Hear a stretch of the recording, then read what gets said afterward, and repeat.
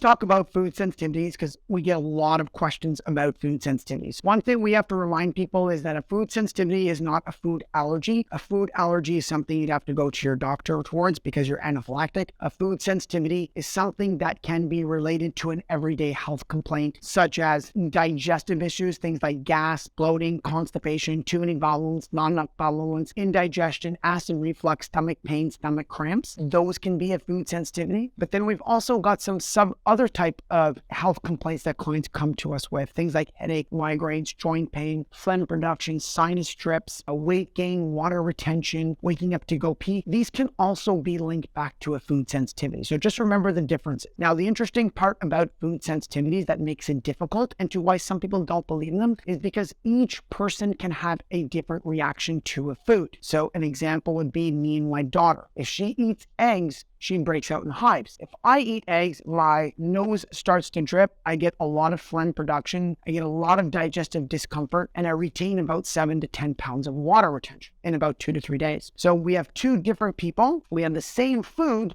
but we have two different types of reactions. What happens is that that's why sometimes it can be difficult to pinpoint a food sensitivity's reaction to you. And that's why we recommend something called the elimination diet many of the times. And that's why it's one of the oldest diets in the world, is because you eliminate that product from your diet and you see how it goes. Now, a food sensitivity test can just speed up that process. If you're looking to understand more about which foods make you stronger and which foods make you weaker, because that's the reaction within our body, you have the capacity to do it. And that's where a food sensitivity test can come in. Now, many people have a negative connotation towards food sensitivity, whereas I actually have done over 4,000 of them in the office, and we've seen a lot of great things happen to people. One is they tell us that energy levels and their everyday health complaints actually decrease. Sometimes we don't have the capacity to eliminate, but we do generally have the chance to lower the severity of health complaints for a client. One of my goals as a nutritional practitioner is to always ensure that every time you eat food,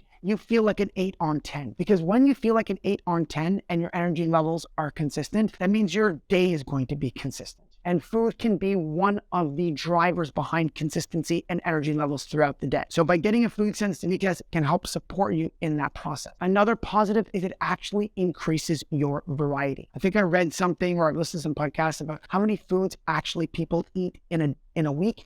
It's probably about 8 to 12 different foods. So when you get a food sensitivity test, we generally check for 175 foods. Most people, let's say, are sensitive to, let's say, about 20 to 30 foods. Now, some of those items might be things like food coloring and different types of preservatives that we also test. Let's just say you're sensitive to about 10 to 15 foods. Well, by rotating those out, that means you have the capacity to bring in 140 different types of foods into your diet. And if we look up some of the information around the microbiome, it talks about having more variety. So when you actually get a food sensitivity test done, it actually provides you with more variety in your diet, not less, but it can help you with identification of some of those foods that could be causing some of your negative reactions in your body. The reality is that 50 to 60% of the food that you're actually eating, if you have a lot of health complaints, can actually be linked back to those health complaints. Hope this video helps. If you have any questions or you're looking for a food sensitivity test, give us a call and we'll be happy to give you some more information to help you and support you throughout your journey towards improving your health. Enjoy your day.